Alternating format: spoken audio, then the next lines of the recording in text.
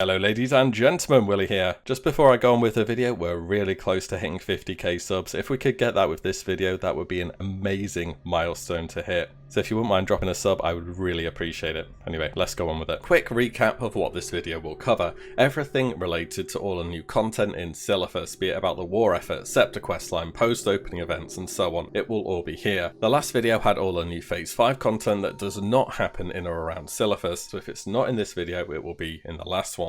This is the single largest content phase since the game has launched, and we have plenty to cover off today. I want to start with the content that will be available as soon as Phase 5 drops, and then we will look at the additional content to happen once the gates to AQ have been opened on your server. Let's go then. Starting off with the new items available from the Cenarian Circle reputation rewards. Many of these are the nature resistance items, including the Sylvan, Bramblewood and Ironvine sets that were added later in vanilla and should be in Phase 6. However, the male resistance set, Sandstalker, is already available. Wowhead also shows the patterns for all these as Phase 6, but the items as Phase 5. So yeah, getting a bit of a mixed message here. I wouldn't expect these items to be out in Phase 5, but then again, Blizzard have changed stuff last minute before when it comes to releases in Classic. Either way, if these nature resistant sets do sneak into Phase 5, they all need plenty of a living essence, which would go up considerably in price. Once again though, these items should be in Phase 6, so just be aware of that. Also, Gaia's Embrace should be in Phase 6 as well. I know it's confusing, we're dealing with incomplete information. We will hopefully know for sure a bit closer to the release date. Also, if you decide you don't like having money, there is a 24 slot herbalism bag that needs a Black Lotus to make. It sounds to me like a bit of a hard sell on that one. Cenarian Circle also gives greater fire resistance at friendly and greater nature resistance enchantments at honoured. Honestly, I don't see anyone going for fire anymore since we're moving away from raids where tanks need that much fire resistance. Nature though will be a bit more interesting. Both of these need 8 large brilliant shards as well as 2 Nexus crystals. Nexus crystals are brand new items that should come with Phase 5. These are used in all the new high level enchantments that are brought into the game now. I'll cover the rest of the enchantments in the post-gate opening section. The crystals themselves are gained from level 56 to 60 items, and they can come from rares but are more consistent from epic. They will be in consistently high demand to enchant new items picked out throughout both raids, as well as being needed for tier 3 eventually. How much will they go for? It's hard to speculate, but is it worth picking up those excess Cenarian tier 1 pieces off the auction house for about 20 gold? Yeah, it probably is. Or in fact just getting cheap rare items above level 56 in general. There should be some good money to be made from disenchanting unwanted high level items come Phase 5, and you can disenchant on a level 5 character, remember, so you might as well see if you get lucky. Next up, this one depends on your server a bit. The guys chasing the Scepter of the Shifting Sands. This one is in a bit of a weird place. Usually you expect the biggest servers with all the top guilds to clear the content fastest, right? With this though, certain servers may agree to delay the opening so that additional Scepters can be completed, and this is a serious endeavour to get through and needs a real guild-wide effort to do. Either way though, they have a bit of shopping to do. They're going to need 20 Goblin Rocket Fuel and Deep Rock Salt. The salt's cheap, it won't go up really. The fuel is easy enough to make, needs Fire Bloom, which should already be on the rise, as you will know from the last video too. Could be well worth to make some stacks of it. They will also need the following. Arcanite bars are just a staple expensive item as they are. They're probably going to go up a bit more, as they have been doing forever and ever now. The other 3 items here only require 10 each. Saying that, since early on, diamonds and sapphires have dropped so much that I do expect them to have a jump back in price. And then again, as I say, it's only 10 per person. Even on big servers, how many people are really going to bang the gong? 10? 20 perhaps? It doesn't sound too investable to me. One of the items that benefits your whole server from the Scepter questline though is the recipe for Dirge's Kicking Chimeric Chops, a new very strong food buff your tanks will want, giving plus 25 stamina. These need Chimeric flanks as well as Goblin Rocket Fuel again. Now the flanks aren't in the game until Phase 5, they drop from mobs on the wonderfully named Isle of Dread just south of Feathermoon Stronghold in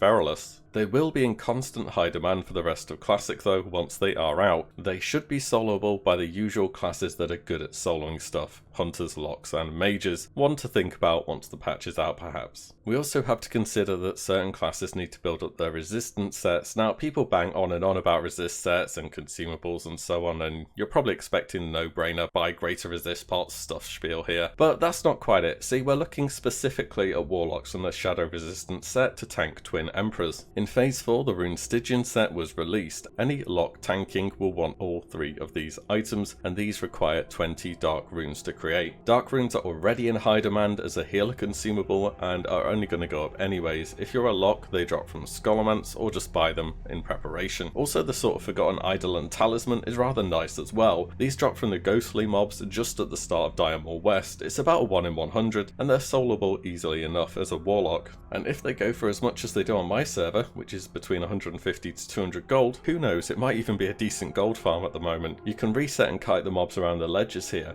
Watch out though, they do hit pretty hard. Also, any shadow resistance rings you come across are going to go up. People will ideally want the rings that give 20 to 22 shadow resistance. As for Nature Resist, a really nice thing you can do for your guild, especially if you're melee, is to go and farm the Heart of Noxian from Maridon. This not only gives some Nature Resist, but also the ability to dispel a poison effect. And just to touch on some of the other consumables, many people go on about greater Nature Resistance potions, especially for AQ. You'll also want Arcane for Prophet Scarum, as well as Frost for Twin Emperors, and Shadow as well. It's not just greater Nature Resistance, so make sure you're stocking up on a decent amount overall. Moving on, we have the war effort itself, the gargantuan task of actually getting the gates open. This is a server-wide war effort. I've shown it a bunch of times, but every time I see this list I think, how is this even possible? Each faction needs to complete all of their respective items. NPCs will spawn in Ironforge and Orgrimmar to hand items in. There are 2 parts to consider with the hand-ins. 1, how many signets will I receive from this item compared to the cost of me handing it in? And number 2, what tier of reward will I be eligible for from my hand-in?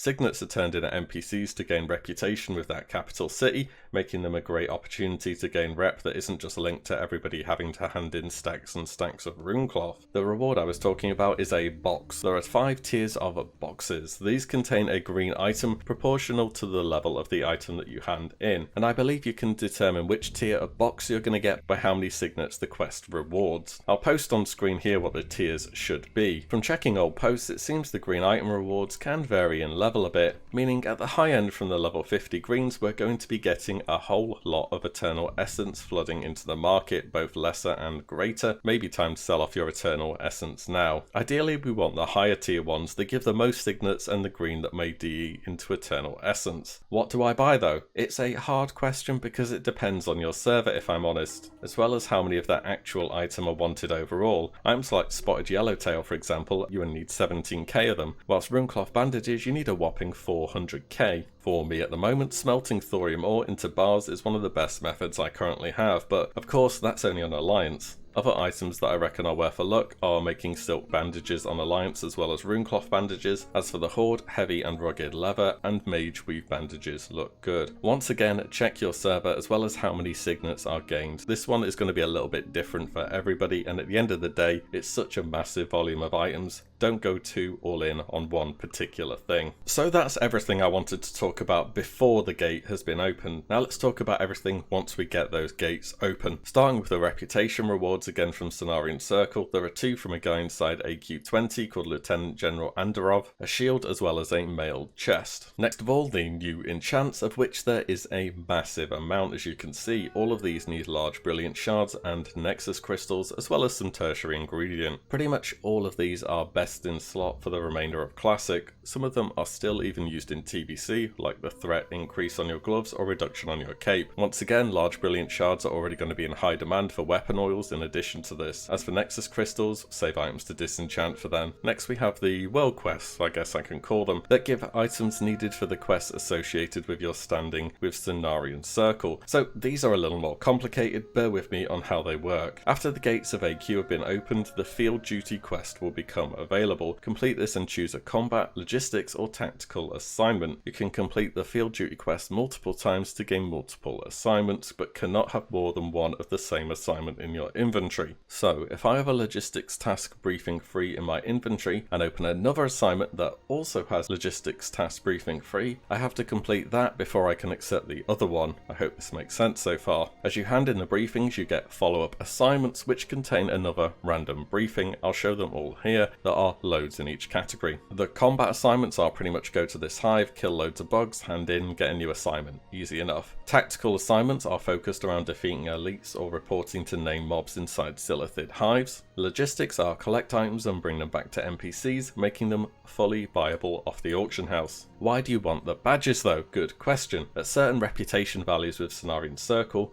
quests unlock where you can turn in these badges for very good rewards. The friendly and honoured ones are kind of average, to be honest, unless there's some kind of niche use I'm missing here. At Revered though, there are Rock Fury Bracers. If you're a caster DPS, you want these. The other rewards are okay as well, but there are alternatives out there. This quest also requires a Mark of Remulos. This is from a quest that you can only get from a follow-up logistics assignment called the Ultimate Deception, and for this you need 1 skin of Shadow from Scholomance and 3 Frayed Abomination stitchings from Strat Undead, as well as a Cultist robe. You can get all of these at the moment, so if you're a caster DPS, maybe worth looking into doing that. At Exalted, more solid items as you can see here. You also need a Mark of Cenarius. This is only gained from follow-up tactical assignments, and you need to kill all 4 elemental dukes. How you do this could be its own entire video. There's already some good content about elemental summoning in Silithus, and you could prepare for it now if you really wanted to, so I'll leave it for you to look up. So all that is a lot of information. What do we want to prepare here ideally? Well, on top of people farming these quests for rewards, they're also good reputation. The logistics quests are all just simple hand-ins that can be fully funded from the auction house. There are literally dozens of items to hand in, so I'm not going to list them all. I will put a page below where you can check out a full list if you are interested, but at the moment I think it's a good idea to look at items like Globe of Water, Huge Venom Sac, Huge Emeralds, Heavy and Rugged Leather for the armor kits, Dense Blasting Stone if you're an engineer, or Powder on Alliance, Powerful Mojo on Horde. If you are a blacksmith, picking up the materials for ornate mithril boots for both factions, and then massive iron axes for the Horde and moonsteel broadswords for the Alliance. There are so many more items to consider, but those look like a good starting point as recommendations, either from people making money from wanting easy turn-ins, or you can try and save these items up to hopefully get the right hand-ins and save up your own marks for the quest rewards. With all that said, let's touch on some of the items from the raids. First of all, here are the relics that we get from AQ40, just so you know about them. Overall, they're pretty strong, all healer concern though, is what it is I guess. Many classes also get new ranks of spells. These are from bosses inside AQ20. Once again, there would be so many things to list here. On average though, these are a nice increase to damage or performance for your big main spells to make them that little bit stronger. So it's really important you get your main and alt through AQ20 to pick up these new spell ranks, or just buy them off the auction house, but they're going to be real expensive at the start I bet. Just to give you an idea of what classes get new ranks of, we have things like Healing Touch, Multi-Shot, Fireball, Holy Light, Greater Heal,